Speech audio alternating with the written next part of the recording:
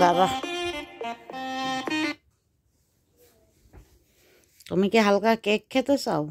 তুমি এরকম সুসা বিড়াল কেন ডপু? ডপেলগ্যাঙ্গার, দাঁড়াও দাঁড়াও, ডপেলগ্যাঙ্গার তুমি এরকম সুসু বিড়াল কেন?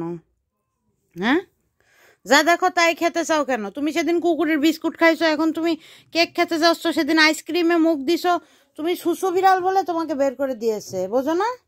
তুমি সুন্দর দেখতে, কিন্তু তুমি সুসো বিড়াল, বোঝো না? তুমি সুসো বলে তোমাকে বের করে দিয়েছে। দেখো, স্টকও হালকা সুসো, স্টক আর ওই ইয়েও কেক পছন্দ করে, কিন্তু ওরা এখন বুঝতেছে না, বুঝো না?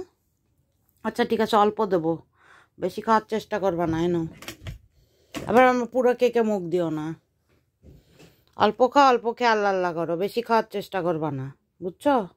হ্যাঁ ফ্রিদা, কেক খাচ্ছি, খাবি নাকি? এদিকে আয় ফ্রিদা রে। মোটু, ও মোটু ঘুমাচ্ছে। স্টক, স্টক তুমি কি হালকা কেক খাবে? আচ্ছি, স্টক পাশা দেখাচ্ছে। তুমি খেয়ে ফেলেছো? তুমি নিচে নামাইছো কেন? উপরে রেখে খাও, স্যাঁচরা বিড়াল। না না না, উপরে রেখে খাও। তো দেখতে সুন্দর বলে পার্টের ঠেলায় বাসে না। তুমি কিন্তু হ্যান্ডসাম আছো, এনো এনো, এই যে না।